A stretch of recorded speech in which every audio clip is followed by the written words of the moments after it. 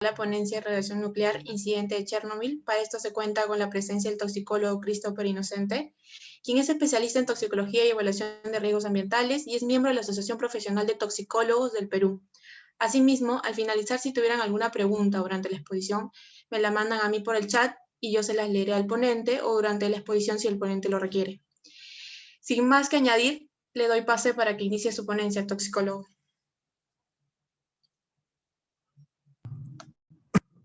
Bien, muchas gracias, Jocelyn. Buenas tardes a todos, bienvenidos. Vamos a comenzar la presentación. Como bien lo comentaba, vamos a ver el tema de radiación nuclear, vamos a ver específicamente el caso de Chernobyl. Pero para comenzar, quisiera saber si me escuchan bien, si está ahí bien el volumen, si estamos bien para poder dar inicio, arranque. Sí, se te escucha bien. Perfecto. Perfecto, entonces permítame, voy a cargar la presentación. Si me pueden habilitar, por favor, para poder compartir. Sí, ahora... Perfecto.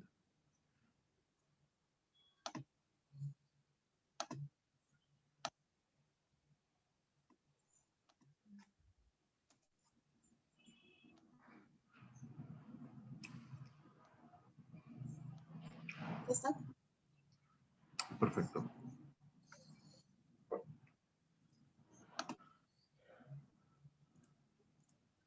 Bien, sí se puede ver la presentación, ¿cierto? Sí, sí, se ve. Perfecto, bien. Vamos a dar inicio. Vamos a ahora hablar acerca de la radiación nuclear. Como me comentábamos, vamos a ver específicamente el caso de Chernobyl, ¿no? Ya han pasado 35 años desde que se dio esta catástrofe.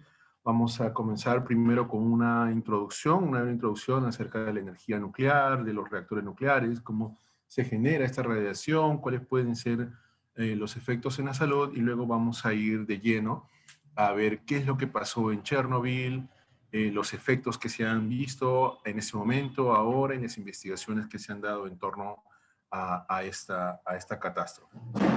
Bien. Vamos a comenzar primero viendo un tema de introducción, viendo qué es la energía nuclear, que vamos a entender por energía nuclear, cómo esta se genera, cuáles son los procesos y por qué se está dando a nivel mundial el uso de la energía nuclear. El Consejo de Seguridad Nuclear define la energía nuclear, y en este caso lo voy a leer, textualmente lo citan. La energía nuclear es la energía contenida en el núcleo de un átomo. Los átomos son las partículas más pequeñas que pueden dividirse en un elemento químico, manteniendo sus propiedades. En el núcleo de cada átomo hay dos tipos de partículas, neutrones y protones, que se mantienen unidas. La energía nuclear es la energía que mantiene unido a estos neutrones y protones.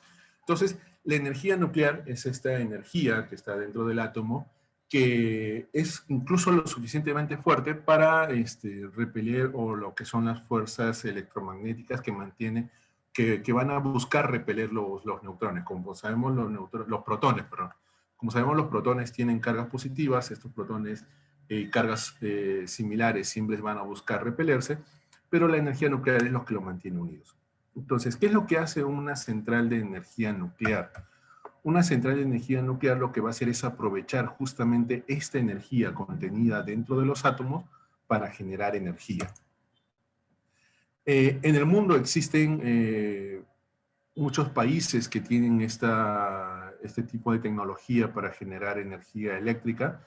Vamos a ver que países como Estados Unidos son los países que tienen mayor cantidad de centrales de energía eléctrica, con 104 centrales. En Latinoamérica, en México, Brasil y Argentina, poseen cada uno de ellos dos centrales de energías nucleares. Podemos ver también aquí la distribución que se da en torno a Europa, en torno a Asia y en África. Tenemos que en Sudáfrica hay dos centrales nucleares. En la mayoría de estos casos, la producción de energía o la media de energía que produce estas centrales nucleares equivale para satisfacer aproximadamente entre el 20 al 30, 35% de la demanda de energía eléctrica que tiene el país, ¿no? Antes de, no sé si tengo, antes de pasar, vamos a ver, y quería comentarles cómo es que funciona, por qué se está utilizando esta energía nuclear a nivel mundial. Normalmente para generar energía eléctrica, lo que se utiliza son turbinas, son rotores que van girando y generan energía eléctrica. Para generar esta energía eléctrica se puede utilizar diferentes fuentes de energía. Por ejemplo, la caída del agua en los ríos. Nosotros utilizamos la caída del agua, que viene el agua en la caída teniendo una energía cinética y luego la caída teniendo una energía gravitatoria, una energía potencial gravitatoria. Movemos las turbinas y generamos energía.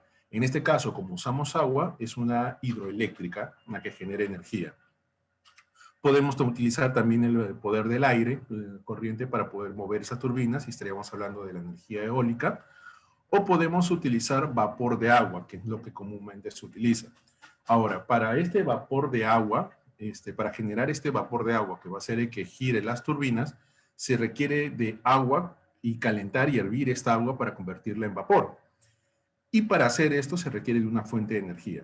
Si esta fuente de energía proviene, por ejemplo, de la combustión de hidrocarburos, de combustibles fósiles, estaríamos hablando de una termoeléctrica, que aquí en el Perú tenemos, y hay muchas termoeléctricas que tenemos, por ejemplo en Ica, tenemos en la sierra termoeléctricas que generan energía eléctrica a partir de la quema de combustible. Pero si utilizamos energía nuclear, el calor que se desprende de la energía nuclear para calentar esta agua, generar vapor y mover las turbinas que generan energía eléctrica, entonces estamos hablando de una central nuclear. Entonces, la central nuclear genera energía a partir de la energía nuclear que libera la descomposición de un átomo, que vamos a ver ahora, para poder generar esta energía que calienta el agua. ¿Por qué se estuvo? ¿Por qué hubo un boom? ¿Por qué se utilizaba la energía nuclear? Porque si nosotros vemos, a diferencia de, por ejemplo, la más cercana, la energía termoeléctrica, que quema combustibles fósiles, la energía nuclear no emite gases de efecto invernadero. No, como no combustiona hidrocarburos, no se libera dióxido de carbono, no se libera metano, no se libera monóxidos de carbono. Entonces, no se están liberando estos contaminantes, y específicamente estos dos gases de efecto invernadero, dióxido de carbono y metano, al ambiente. Entonces se le considera a la energía nuclear como una energía limpia, ¿no? En términos de sus emisiones, ya vamos a ver luego que lo de limpio es relativo, porque también tiene un tema de residuos, un tema de desechos que son nucleares y tienen su riesgo, ¿no? Entonces, eso es el tema de por qué se utiliza la energía nuclear, porque la razón de la existencia de las centrales nucleares. La radiación. Y esto es lo que utiliza una central nuclear, en esto es lo que se basa, en la radiación. Todo núcleo, o en este caso los núcleos más pesados, los elementos más pesados, tienden a ser inestables. Y con inestables nos hacemos referencia a que tienden a ser, o el término con el que se les conoce como radioactivos. De esta forma, en la naturaleza, estos átomos se descomponen espontáneamente, como por ejemplo el uranio, que en el ambiente se va descomponiendo a una tasa lenta, pero se va descomponiendo. Cada vez que estos átomos se van descomponiendo, van perdiendo una partícula, van perdiendo una pequeña cantidad de energía, y se va transformando normalmente en otro elemento. Y este elemento nuevo puede continuar siendo radioactivo, o sea, descomponiéndose, o puede ser un elemento estable. Si vamos, por ejemplo, lo que tenemos en la imagen en la parte de abajo, podemos ver que si un elemento genera radiación, en este caso podemos ver que la radiación que se está generando está denotado como helio 4,2, que se conoce como una partícula alfa. Vamos a ver que el elemento inicial, que sería X, que tiene una carga Z y un número de masa A, va a perder 4 en número de masa y va a perder 2 en su carga nuclear, que es justamente la cantidad de partículas que contiene la partícula alfa, o en este caso el helio. Cuando hablamos de radiaciones, y en este caso vamos a hablar, como el tema ya vamos a ir adelantándolo, radiaciones de tipo ionizantes. Y vamos a ver 3 específicas, que son las más comunes, la radiación alfa, la radiación beta y la radiación gamma. La radiación alfa se denota con el helio. ¿Por qué? Porque tiene 2 protones, 2 neutrones, entonces 2 y 2, 4, que sería la masa, es el helio, ¿no? En esencia. La partícula beta es un electrón, perdón, se denota como la fórmula como un electrón, y la partícula y la energía gamma, que no tiene masa, es netamente energía. Si nosotros vemos el poder de penetración de cada una de estas energías, vamos a ver que la partícula alfa es capaz de ser detenida por una hoja de papel, no o por la ropa. Las partículas betas ya van a tener que necesitarse para detenerlas láminas de metálicas o de maderas más gruesas. Y en el caso de las partículas gamma vamos a necesitar una pared gruesa de concreto o plomo. ¿Y por qué hablamos del poder de penetración? Porque nosotros, cuando estamos expuestos a estas radiaciones, el efecto que va a producir en nosotros o los efectos adversos van a depender de la penetración, del poder de penetración que tengan cada una de esas partículas. Por ejemplo, la partícula alfa tiene poco poder de penetración. Entonces, en ese sentido, yo me expongo a una partícula alfa, va a haber menor probabilidad de que genere algún efecto adverso, a diferencia de las partículas gamma. Pero este poder de penetración es uno de los factores por los cuales se puede medir el efecto tóxico o el efecto adverso de estas partículas o de la radiación. Por ejemplo, si bien las partículas alfa no tienen mucha penetración, no pueden, por ejemplo, son detenidas por la ropa o por el papel, son las partículas que generan un mayor daño en el ADN. Entonces, por ejemplo, vamos a ver que si estas partículas, nosotros, y el tema de la radiación ionizante, nos exponemos a esta radiación, nuestras células están expuestas a esta radiación, va a generar cambios y mutaciones en nuestras moléculas, en nuestros átomos o incluso en nuestro ADN. Y cuando hay una falla en el ADN, la célula puede reparar este ADN, que es lo que normalmente sucede cuando nosotros nos hacemos una radiografía, nos exponemos a la radiación, pero luego nuestras células tienen una capacidad para poder regenerarse, para poder reparar los daños. Las partículas alfa, cuando entran en contacto con las células, la reparación es bastante limitada. Quiere decir que genera un daño mucho más severo, un daño irreparable. Entonces, a pesar de tener una baja penetración, su poder de causar alteraciones en las células es bastante alto. Entonces, se le conoce como la partícula más peligrosa, la partícula alfa, cuando es inhalada o ingerida. Entonces, cuando yo inhalo o ingiero alguna sustancia que tiene estas radiaciones de partículas alfa, voy a presentar un mayor efecto, una mayor tasas de destrucción o de malformaciones en el ADN, no errores en el ADN, que la exposición a las otras partículas, por ejemplo, las partículas beta. Las partículas gamma sí penetran mucho más, generan un daño mucho más fuerte en lo que es las células. Entonces, ¿cómo es que generan este daño? ¿Cómo es que la radiación ionizante llega a generar un daño en nuestro ADN, en nuestras moléculas? Todo se debe a la energía con la que a la energía que lleva. Por ejemplo, cuando un átomo irradia, un átomo radiactivo irradia o se descompone, genera una partícula, ya sea alfa, beta, y comúnmente ambas son acompañadas con radiación gamma. Estas partículas viajan a una gran velocidad, tienen una gran cantidad de energía cinética acumulada. Y cuando chocan con la materia, van transportando o van pasando, van cediendo la energía con la materia que van tocando. Entonces, cuando tocan una molécula o un átomo, esta energía es lo suficientemente alta para ionizar esta molécula o estos átomos. De ahí el nombre de radiación ionizante.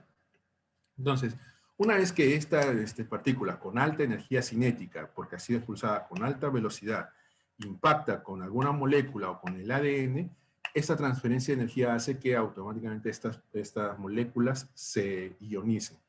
Y una molécula ionizada no tiene una función específicamente biológica. Entonces, si no se repara estos daños, ocurren lo que son o las muertes celulares o incluso aparecen efectos crónicos como, por ejemplo, cánceres, malformaciones, teratogénesis, daños o lo que se conoce como la genotoxicidad o daños en a nivel del material genético a posterior. Entonces, una alta tasa de, una exposición a una alta tasa de radiación ionizante puede generarnos, por ejemplo, una muerte de tejidos y de daños de tejidos vitales y generar posteriormente la muerte. Estamos hablando en este caso de un daño agudo. Bien. Entonces, teniendo estos conceptos claros, teniendo estas ideas introductorias, vamos a ir al tema de qué es lo que ocurrió, qué pasó en la catástrofe de Chernobyl. Lo vamos a llamar catástrofe porque, pues, para muchos el nombre accidente realmente no revela realmente lo que ocurrió aquí en esta ciudad con esta central nuclear. Entonces, la catástrofe de Chernobyl. Vamos a situarnos en el 26 de abril de 1986. Hace 35 años ya que estalló, que ocurrió este accidente. Primero vamos a ver dónde estamos ubicados geográficamente. 1986 es una época donde todavía existía la URSS, la Unión Soviética. En este caso, Ucrania era parte de la Unión Soviética, era conocida como la Ucrania Soviética. Y cerca al Kiev se encontraba la central nuclear, conocida con el nombre de Chernobyl, mas no es su nombre original. Chernobyl es una ciudad que está cerca a esta central nuclear, por eso es que se le conoce con este nombre, pero su nombre real es la central nuclear en memoria de Vladimir Ilich Lenin, ¿no? Situado aproximadamente a unos 18 kilómetros de la ciudad de Chernobyl. Entonces, a la central nuclear se le conoce como central de Chernobyl. Pripyat es una ciudad que fue creada en 1970 para que puedan vivir las familias de las personas que estaban trabajando en esta central nuclear. Imaginémonos, por ejemplo, en la minería. La minería tiene sus campos, ¿no? Tiene donde viven donde están los trabajadores, que para que puedan llegar más rápido a la mina y poder trabajar. Bueno, Pripyat era justamente esa ciudad. Pero Pripyat, donde fue fundada esta ciudad, tenía un buen clima, tenía un suelo fértil, tenía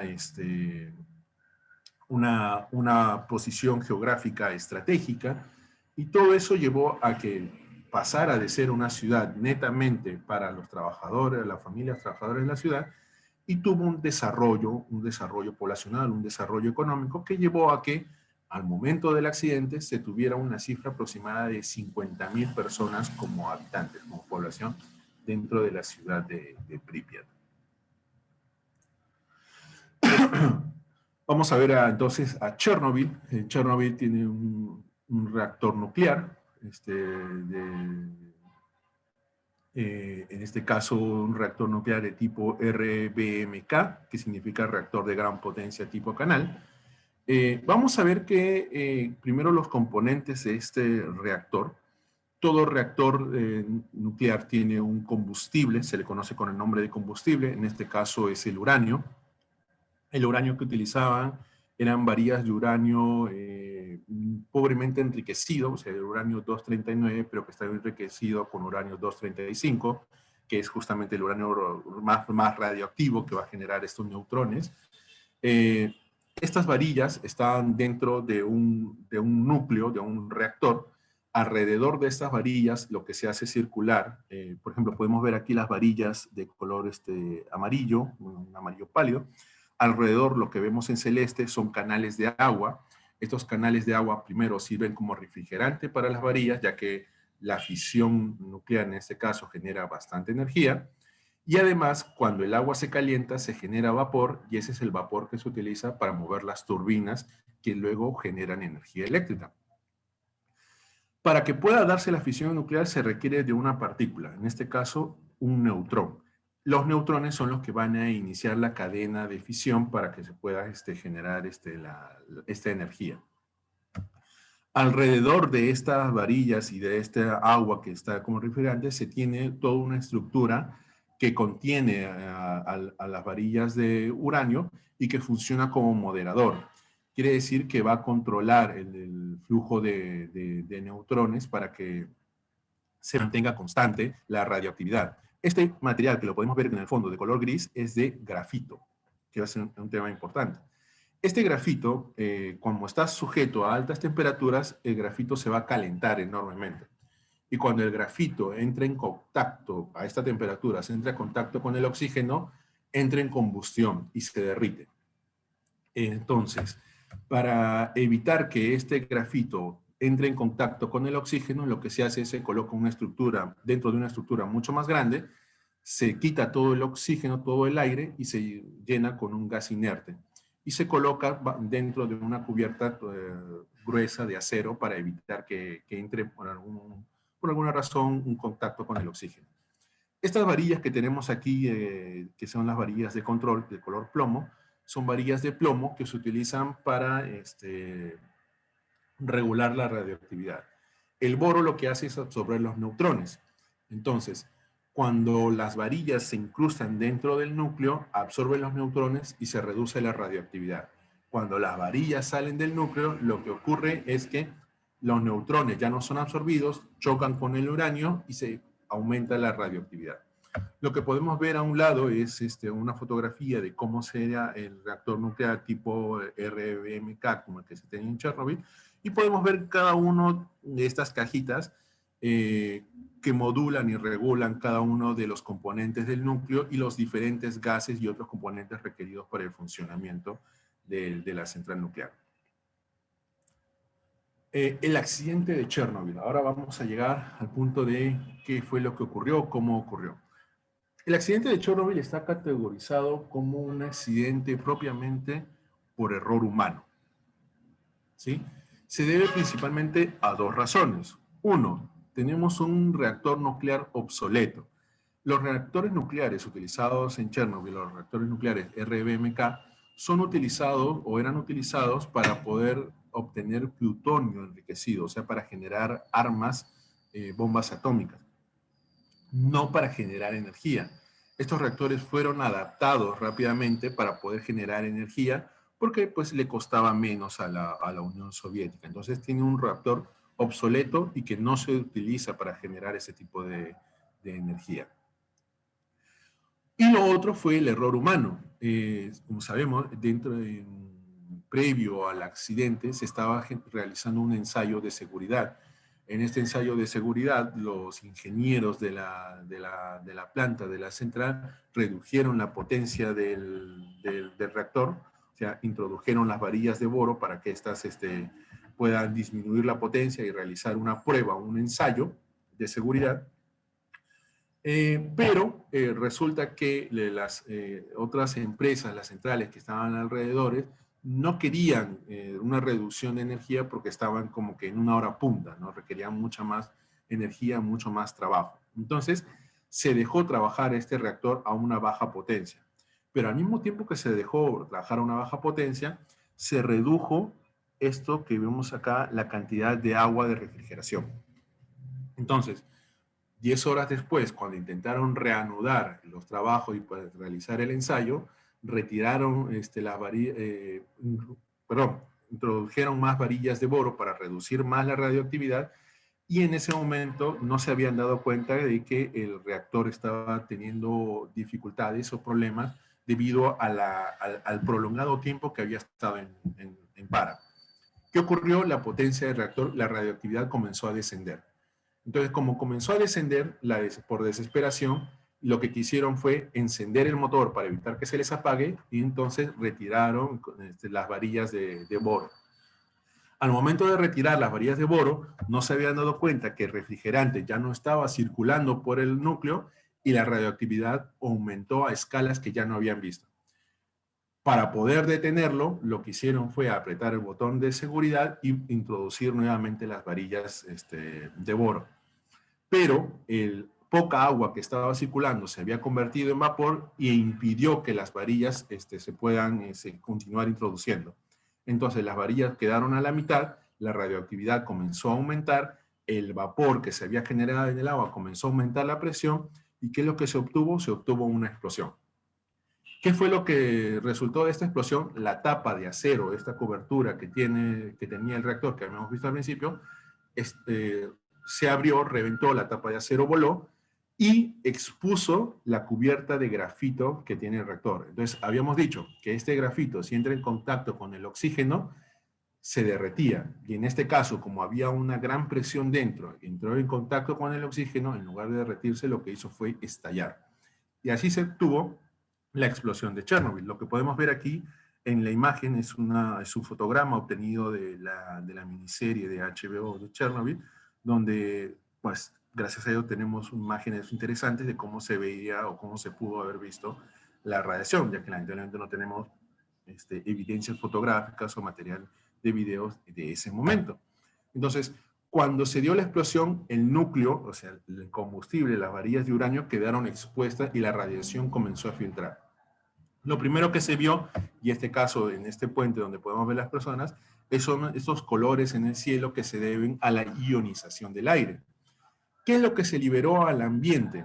Lo que se liberó fueron residuos y productos de la descomposición del uranio, específicamente xenón 131, criptón 85, cesio 134, y estos dos elementos radioisótopos más importantes que lo vamos a ver más adelante, el cesio 137 y el yodo 131. Entonces, estos fueron los productos que se liberaron a partir del accidente de Chernobyl. Entonces, ya estamos situados, la radiación ya se liberó. ¿Qué produjo esta radiación en las personas? Los que han visto la serie, los que han leído un poco de Chernobyl, han visto que los primeros que llegaron al accidente fueron los bomberos para poder apagar el incendio, ya que tenían la primera noticia de que se había quemado el reactor, de que había habido solamente un incendio, y no se les había informado, o no se sabía, no lo habían tratado de que el reactor había explotado y que estaba expuesto el núcleo radioactivo. Entonces, ¿qué genera esta radiación a nuestro organismo? Como habíamos visto, la radiación altera el ADN, ¿no? Alteran las moléculas, las ionizan cuando impactan. Pero lo primero que va a afectar son a las células con mayor tasa de división, con mayor tasa mitótica. ¿Dónde encontramos estas células? Pues las encontramos de arriba hacia abajo en los capilares, en los cabellos, en la base de los cabellos, en los capilares. También las encontramos en las mucosas gástricas, te encontramos en la piel, tasas de división celular mucho más altas, y lo encontramos también en los órganos reproductores. Entonces, ¿cuáles son los primeros síntomas que se ven de una persona expuesta a alta radiación? Lo primero son las náuseas y los vómitos. ¿Por qué? Porque la radiación está justamente atacando la mucosa gástrica. Luego, ¿qué es lo que vamos a ver? Vamos a ver quemaduras o lo que se conoce como un síndrome radioactivo. La piel comienza a enrojecerse, la piel comienza a aparecer heridas, comienzan a aparecer quemaduras, producto de la radiación. La caída del cabello es también común debido a que, como habíamos visto, estas células se van a ver afectadas, va a haber a altas dosis, va a haber seguramente muerte celular, y ya no se van a comenzar a dividir y va a comenzar la pérdida del cabello. Que también se va a ver afectado la médula ósea a altas dosis, donde se producen lo que son los glóbulos, las células de defensa, los glóbulos blancos. Entonces, el sistema inmune prácticamente se va a apagar. ¿Qué es lo que nos dice la OMS? La OMS nos dice que estos efectos normalmente nosotros los vamos a comenzar a ver a una radiación, o sea, efectos agudos los vamos a comenzar a ver a una radiación de aproximadamente un sievert. Un sievert es una unidad de medida de dosis de radiación. En Chernobyl, en 1986, no se utilizaba esta unidad de medida de dosis de radiación es realmente moderna. En ese tiempo se utilizaba el Röntgen, en honor a Wilhelm Röntgen, que descubrió los rayos X. Entonces se utilizaban los Röntgen. Un sievert equivale más o menos a 114 Röntgen. Entonces la OMS nos dice que a 114 Röntgen hacia arriba comenzamos a ver efectos agudos. ¿Cuánto se medía en radiación cuando el núcleo del reactor se partió, se abrió? Cerca de la misma central nuclear se llegaba a medir aproximadamente hasta 15.000 Röntgen. Entonces, Si a 114 Röntgen yo ya estoy viendo síndromes agudos, imagínense lo que comenzaron a experimentar estas personas expuestas a 15.000 Röntgen. Y fueron 15.000 Röntgen que se fueron liberando, no lentamente, eran 15.000 Röntgen que se iban liberando por hora debido a que la radioactividad seguía y se iba manteniendo. Entonces, estos son los efectos agudos que vamos a ver por el tema cuando tenemos una exposición a la radiación. ¿Qué es lo que pasa cuando la radiación llega a nuestro cuerpo, ¿no? Ya hemos visto lo que pasa cuando llega a estos puntos del cuerpo, del organismo, que tienen alta tasa de división celular, pero en la radiación, a una menor dosis, o en otras partes del cuerpo, también genera sus impactos. ¿Cómo? Como habíamos dicho, la radiación o estas partículas llevan una cantidad importante de energía que una vez que toca la materia o nuestras moléculas o átomos, los ioniza y los convierte en radicales libres. Estos radicales libres van a estar circulando en nuestro organismo y van a ser los culpables de producir los daños o las alteraciones en el ADN. Entonces, estos radicales libres es la forma como la radiación va a ir poco a poco produciendo efectos cancerígenos, efectos teratogénicos, alteraciones y daños en nuestro ADN. Entonces, este es, este es uno de los mecanismos, aparte de la muerte celular rápida que puede causar, también nos va a causar unas enfermedades crónicas debido a la acumulación de radicales libres dentro de nuestro organismo. En los días posteriores al accidente, si bien el incendio pudo haber sido controlado, la radiación, el núcleo se mantenía expuesto y continuaba liberando radiaciones. Como podemos ver en la imagen de la derecha, podemos ubicar a Chernobyl y podemos ver cómo el aire comenzó a transportar la radiación por las partes de Asia que quedaban expuestas y por todo el resto de Europa. Midiéndose incluso en Noruega, llegándose a medir hasta 8.000 Röntgens debido a la radiación, que es bastante fuerte. Es bastante la radiación.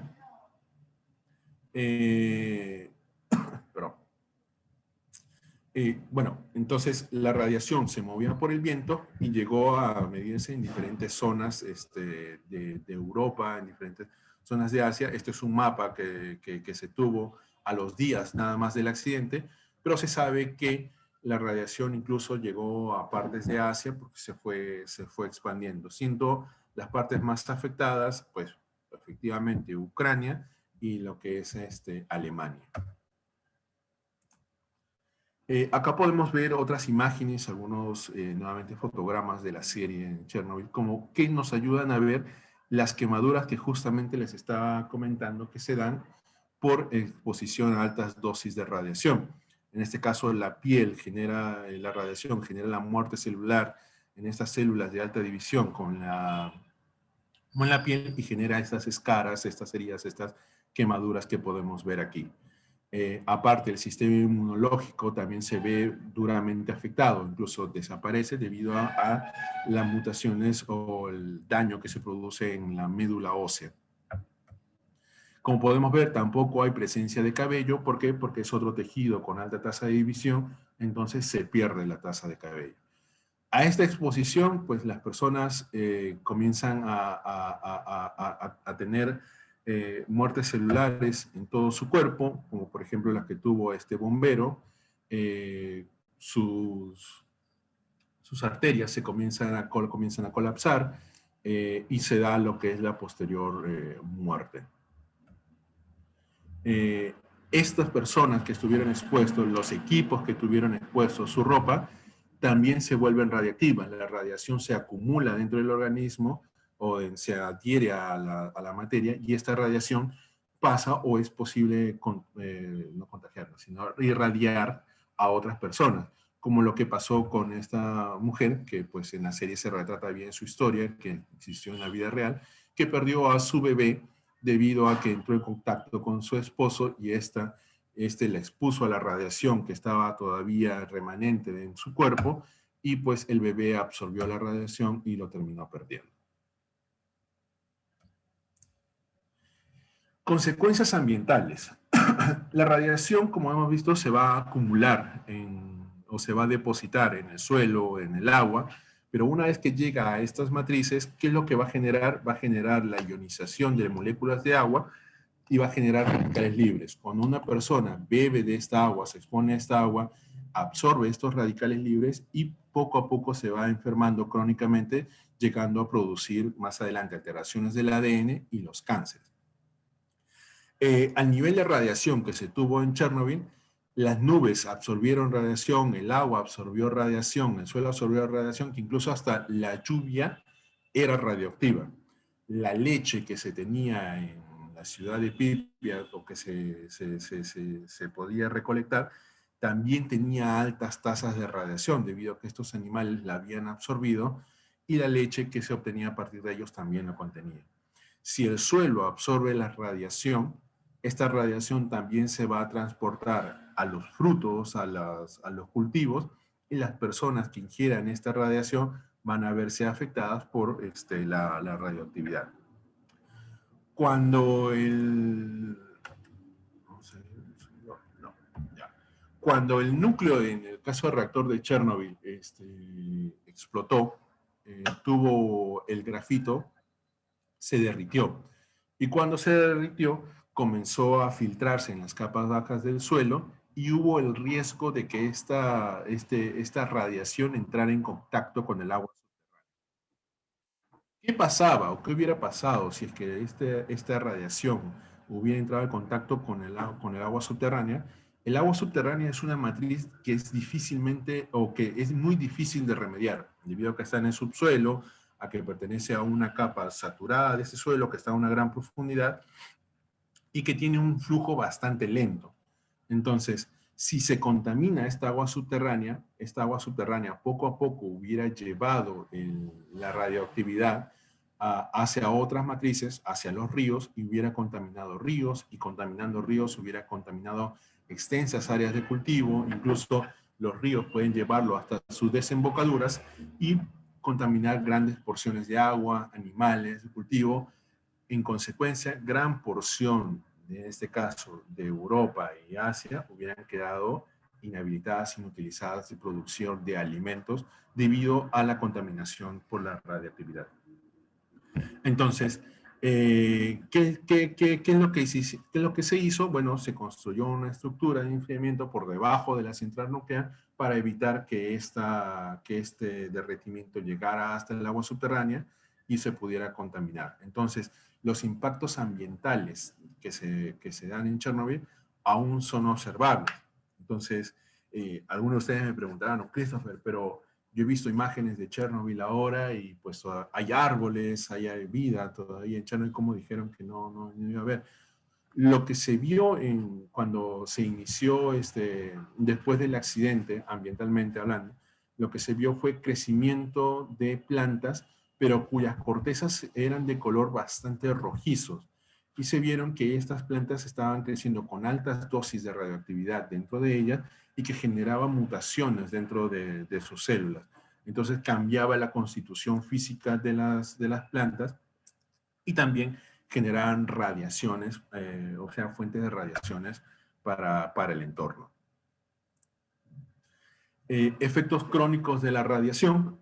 Bueno, hemos visto que de forma aguda se genera muerte celular y estos pueden dar en tejidos que son vitales, y a esta persona pues lo que le espera es la muerte, un daño agudo en la muerte.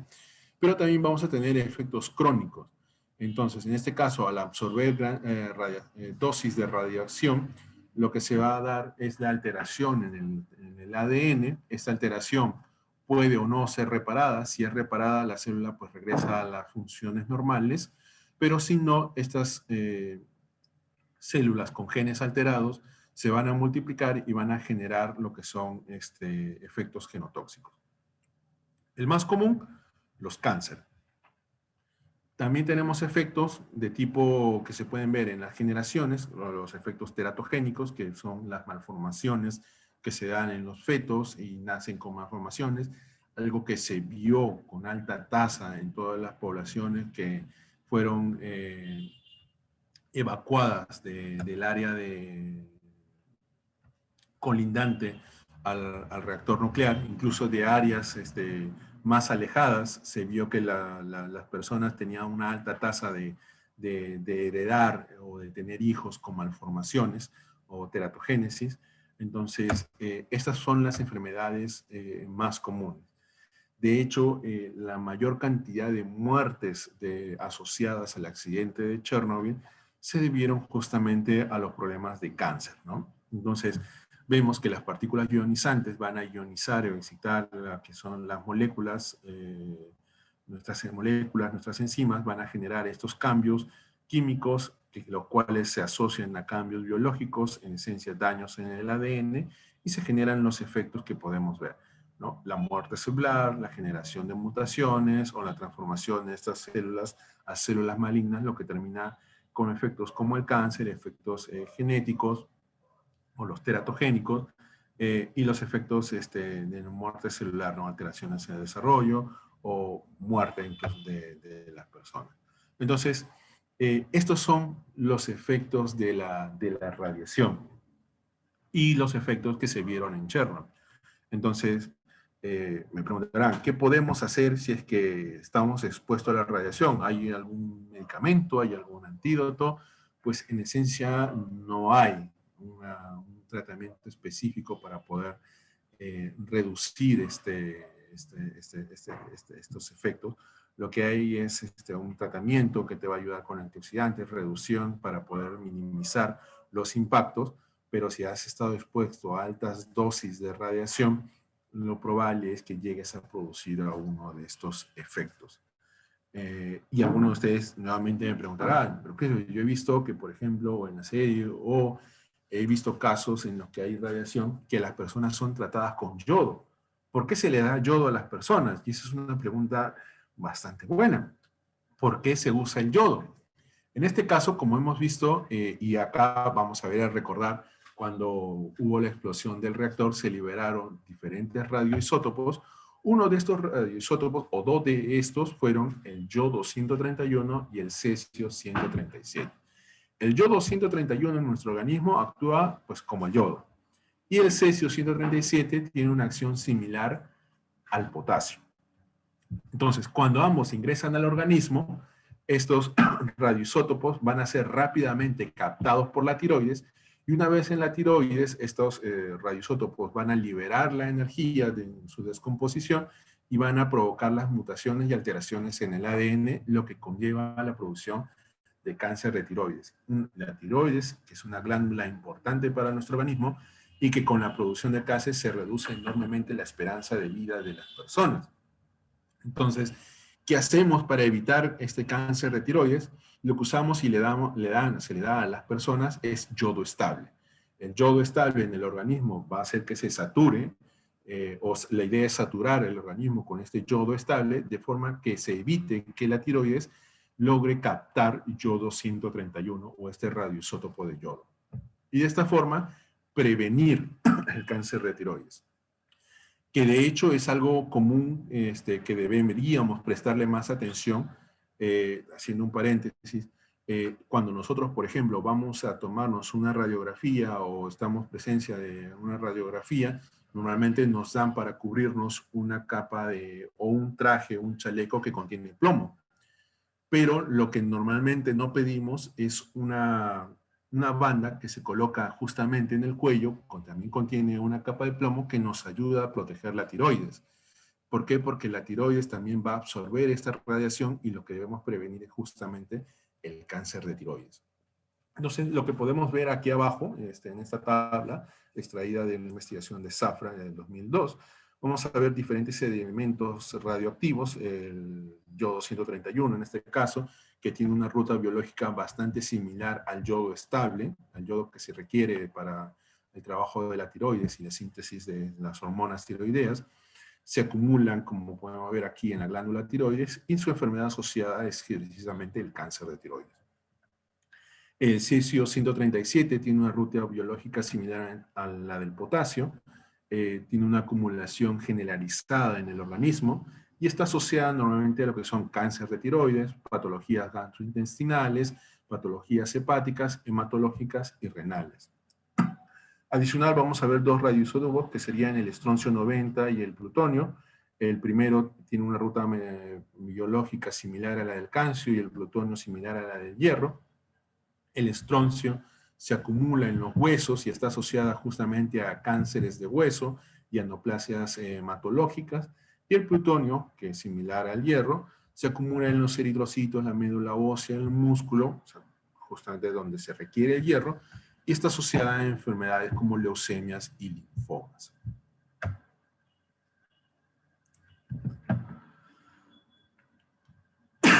Bien, ¿qué medidas se tomaron en Chernobyl? Bueno, luego de que se logró estabilizar el reactor, luego de que se apagó el incendio, luego que se redujo el riesgo o se eliminó el riesgo de que la radioactividad llegara al agua subterránea y que se pudo contener o confinar todos los materiales radioactivos que habían explotado y se habían liberado a los alrededores, se construyó una estructura para sellar este reactor, para sellar de hecho toda la central nuclear. A esta infraestructura que se construyó alrededor de la planta nuclear, alrededor para proteger al núcleo, se le conoció con el nombre de sarcófago. Este sarcófago estaba recubierto con plomo, acero, y se construyó justamente como una medida de emergencia para poder evitar que la radiación se continuara propagando. Pero este sarcófago tenía pues un tiempo de duración, no iba a poder durar toda la vida. Es por eso que se planteó que para aproximadamente el año 2016-2017, o sea, hace unos años, hace unos 5 años, se tenía que ya contar con un segundo sarcófago porque el primer sarcófago ya no iba a aguantar la radiación. Y es así que a finales de 2016 y principios de 2017 se construyó y se finalizó la construcción del segundo sarcófago, que lo podemos ver en una imagen diseñada en la parte inferior, en la parte derecha inferior, el cual estaba recubierto de acero y plomo para evitar y contener la radioactividad y la radiación de esta central en Chernobyl. Las limpiezas en los alrededores no van a continuar. En 1986 se dio un estimado de que Chernobyl no sería habitable en 200 años, pues se cree que posiblemente esa estimación es muy optimista. Esta central, este núcleo, se cree que va a arder, va a estar ahí adentro por mucho, mucho tiempo. ¿Qué tanto tiempo, Christopher? Pues la vida media del uranio 239, 235 es de algunos millones de años, ¿no? Entonces, ¿cuánto va a detenerse esa radioactividad? Pues probablemente no lo veamos ni nosotros, ni nuestros hijos, ni muchas generaciones que vengan después. Y va a quedar aquí como muestra de lo que puede ocurrir cuando no se toman las medidas adecuadas para poder prevenir un desastre. Cuando es mejor o es preferible no ver los errores o no ver el problema, como por ejemplo, no readaptar o reacondicionar o renovar los reactores nucleares que utilizaban y continuaban utilizando reactores que ni siquiera se utilizaban para la energía eléctrica y eran obsoletos, y que pueden generar este tipo de problemas. Cuando se dio el accidente de Chernobyl, aún en la Rusia, en este caso la URSS, aún contaban y aún tenían reactores de este tipo con estos mismos problemas que podían pues convertirse en nuevos Chernobyl. Esto felizmente ha estado siendo corregido, se ha ido avanzando el tema de la energía nuclear. Actualmente estas centrales, como pueden ver en la parte inferior, ya no se ven así las infraestructuras de las centrales nucleares, ahora se ven unos conos grandes, como los que veíamos en las imágenes al principio de esta presentación, y estos conos grandes son infraestructuras creadas alrededor de estas centrales nucleares que sirven como infraestructura de contención para la radiación o para cualquier incidente o accidente que se tenga. Entonces, se tienen que tomar siempre medidas, ¿no? Es prevenir este error humano que en un momento puede ocurrir, pero se tiene que tener siempre medidas para poder resolver el problema, para poder responder. Y en este caso, Chernobyl siempre nos va a recordar eso, ¿no? Que siempre se pudo hacer algo y no se llegó a hacer para mejorar y para prevenir este tipo de catástrofes. El tema de la investigación en torno a Chernobyl ha apasionado a muchos investigadores, no se ha detenido, de hecho, se han continuado haciendo revisiones, investigaciones a partir de las radiaciones, reviews, respecto a cómo se ha ido, a las investigaciones que se han dado en el tiempo en torno a este incidente. Se han hecho también evaluaciones a las personas sobrevivientes de esta catástrofe, cómo ha ido avanzando los defectos congénitos que se han ido viendo en los árboles genealógicos de estas personas, ¿no? Como 20 años después, qué consecuencias biológicas aún se ven dentro de Chernobyl y aún se ven, a pesar de que podemos ver en los alrededores animales, cerca de la central hidroeléctrica, en la misma ciudad de Pripyat, no hay mucha vida, la radiación es bastante grande, bastante fuerte, que causa estas mutaciones. En un radio un poco más aproximado sí se ha visto crecimiento de plantas, vida, pero que de todas maneras tienen efectos, malformaciones, daños por esta radiación que se ha acumulado. Como pueden ver, hay investigaciones de todo tipo asociados también a los radioisótopos que han sido liberados, como el cesio-137, que es el que ha tenido mayor cantidad de investigaciones. De hecho, hay una investigación que se hizo para determinar, cuantificar el cesio-137 en sedimentos y ver cómo es que a partir de los procesos biogeoquímicos o los procesos naturales, este cesio en sedimentos se ha podido haber distribuido en el ambiente. Felizmente el estudio concluye en que la incorporación de nuevos sedimentos provenientes de las partes altas de las cuencas de los ríos, de los ríos que pasan por esta ciudad de Chernobyl y Pripyat, ha hecho que este cesio 137, en lugar de movilizarse, quede sepultado. Entonces ha habido una especie de estabilización de estos radioisótopos que ha evitado que se propague aún más la radiación a otras zonas, a otras partes de Europa, de Asia, ¿no?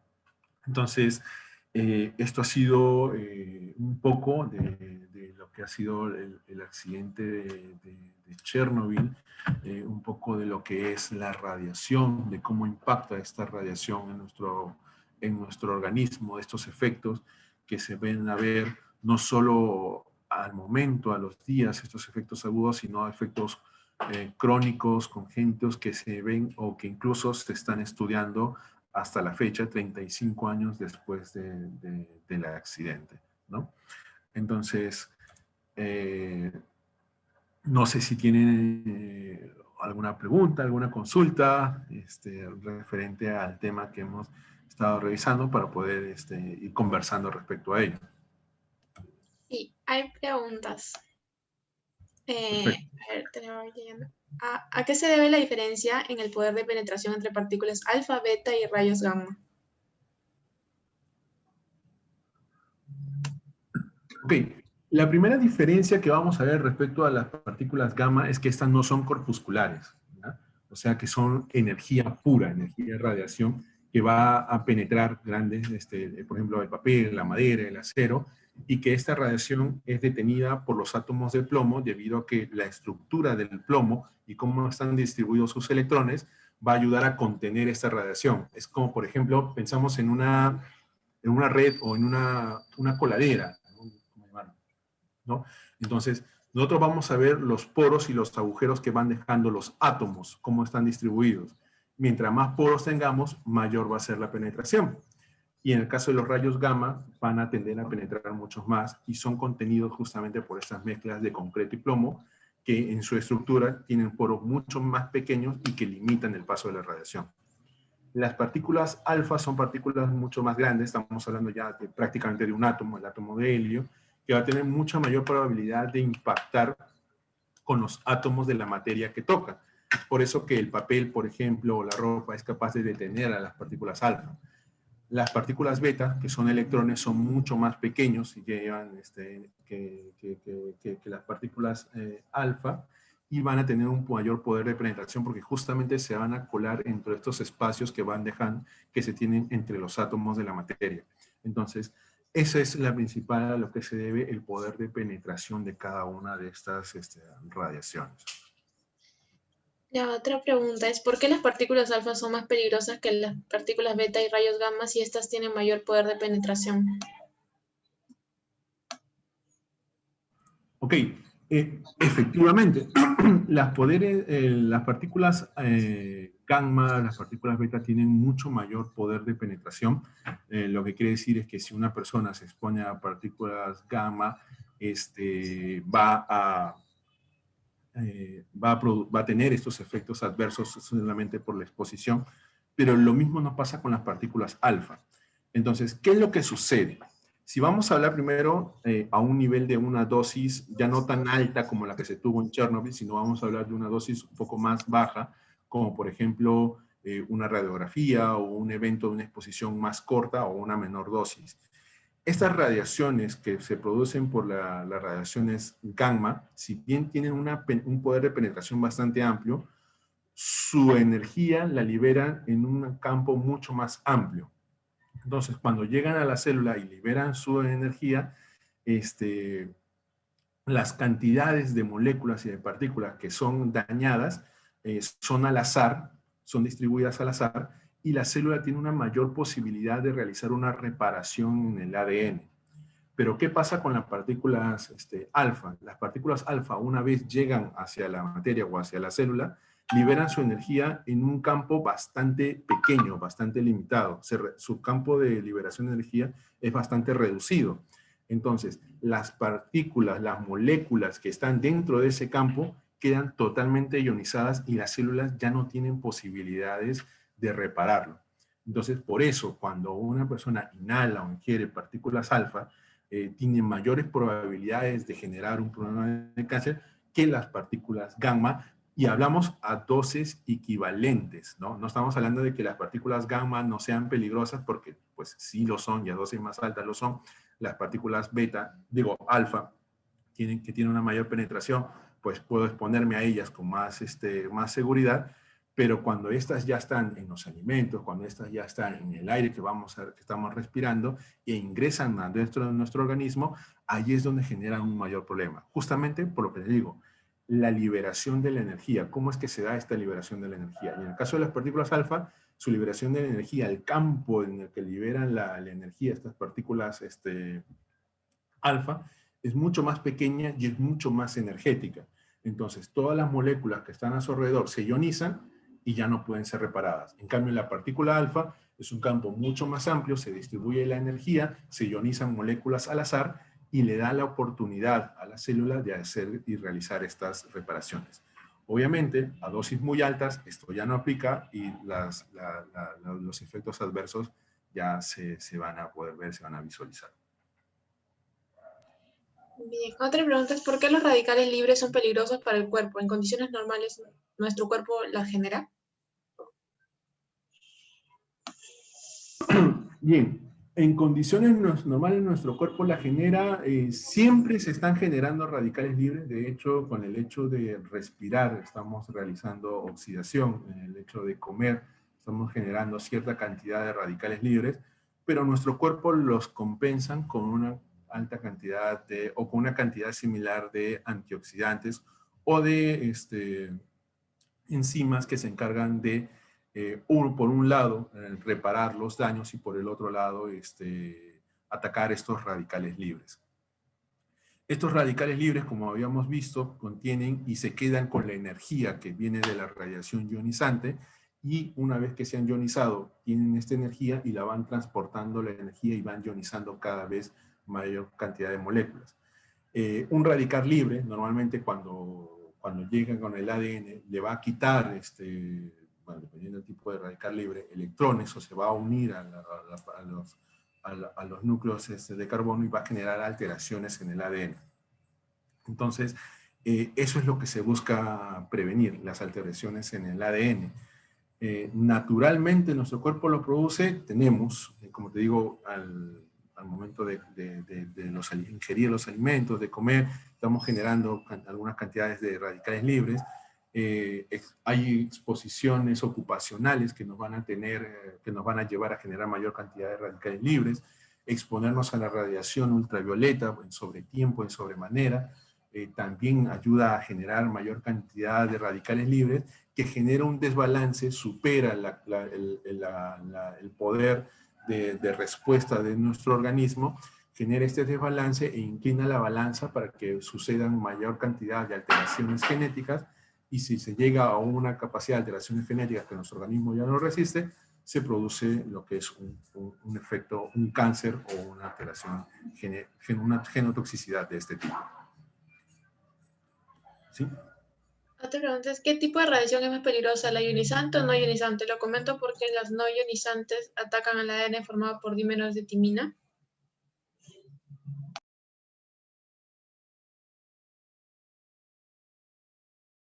Ok, el tema de la radiación ionizante y no ionizante, cada una de ellas tiene su potencial, ambas van a generar efectos adversos o alteraciones en el ADN, y todo depende mucho de las dosis a las cuales nosotros nos vamos a ir o nos vamos a estar expuestos. La cantidad de todo va a depender siempre de la exposición. En el caso de la toxicidad o de la toxicología, siempre vamos a ver que la dosis, la concentración a la que nos estamos exponiendo de un tóxico, el tiempo de exposición son factores importantes que van a condicionar la aparición de un efecto adverso. En mi opinión, ¿qué puede ser más peligroso? Pues yo creo que las radiaciones ionizantes en altas dosis pueden ser mucho más peligrosas, generar daños mucho más rápidos y continuos, y no darle tanto tiempo a nuestras células para repararse o para reparar los daños genéticos que allí se estén generando, ¿no? Pero a dosis umbrales, dosis similares, ambos tienen su rango de peligrosidad, y siempre hay que buscar cuidarnos y protegernos de ambos tipos de radiación. Sí, con eso le respondo su pregunta, o desea alguna repregunta, algo más específico. O continuamos con la siguiente y de repente... Creo que sí. A ver, hay otra pregunta. ¿Qué tipo de radiación fue más dañina en Chernobyl? Perdón, ¿qué tipo de radiación? ¿Qué tipo de radiación fue más dañina en Chernobyl? ¿Estas radiaciones atacan solo a células germinales o también dañan células somáticas? Ok. Con respecto al tipo de radiación que se generó en Chernobyl, la radiación fue principalmente ionizante. Es el tipo de radiación que se dio, y ese tipo de radiación que se tiene, que se da por producto de la radioactividad del uranio y luego de la radioactividad de los radioisótopos que hemos visto, el yodo 131, el cesio, y que generaron estos efectos adversos. Cuando se dio el accidente de Chernobyl, se vio que los efectos que se daban, visualmente los primeros efectos que se midió fueron los somáticos, ¿no? La piel, los efectos en las caídas del cabello, las heridas, el enrojecimiento, y posteriormente fue apareciendo lo que son la disminución del conteo de glóbulos rojos. Es un indicador o un marcador biológico bastante importante y medido cuando hay exposiciones a este tipo de radiaciones. Pues todo este apagado que se da con el sistema inmunológico. Los efectos a nivel de células germinales se vieron en personas que tuvieron una exposición crónica a dosis más pequeñas, pero pues a dosis estables. Christopher, pero entonces en las personas que tuvieron una exposición aguda no se dio este problema. Claro, también se dio la destrucción de estas células germinales, pero pues el efecto principal, el efecto que conllevó al deceso de estas personas fue justamente la exposición aguda y la destrucción de células que se dio de los diferentes tejidos y órganos vitales. Entonces, ¿dónde se vio específicamente los efectos por células germinales, eso se vio precisamente en personas que se habían expuesto de forma crónica y a dosis un poco más bajas, pero constantes. Pero pues el daño se da, tú te expones a la radiación y el daño se da pues en todas tus células. Hay otra consulta. ¿Las radiaciones son capaces de bioacumularse y biomagnificarse? Las radiaciones son capaces de acumularse, sí, los organismos, la materia en sí, la materia es capaz de acumular o de absorber la radiación, se da un proceso de sorción en el cual se adhieren estas partículas de radiación y se absorben. Cuando se da la absorción de las partículas de radiación que entran que entran en el ambiente, en el suelo, en las plantas, se da un proceso de acumulación tanto de radiación como los radicales libres asociados a la radiación, que sí puede entrar en la cadena alimenticia, que las personas o los animales que ingieren estas comidas con radiación se van a ver afectados por esta radiación y van a ver mellado pues lo que es su salud o sus efectos, o la integridad de su organismo. Bien, creo que eso serían todas las preguntas. A nombre del Comité Permanente Académico, le agradecemos a usted, toxicólogo Christopher Inocente, por habernos brindado una ponencia de gran envergadura para nosotros, los estudiantes. Por otro lado, a los participantes se le otorga mediante el chat el link de inscripción para que puedan recibir la certificación por parte del Comité Permanente Académico. Gracias. Bien, bueno, gracias a ti, gracias al comité por la invitación y pues gracias a todos por la atención, ¿no? Y sus preguntas que han estado muy, muy interesantes. Gracias a todos. Gracias. Damos por finalizada esta sesión.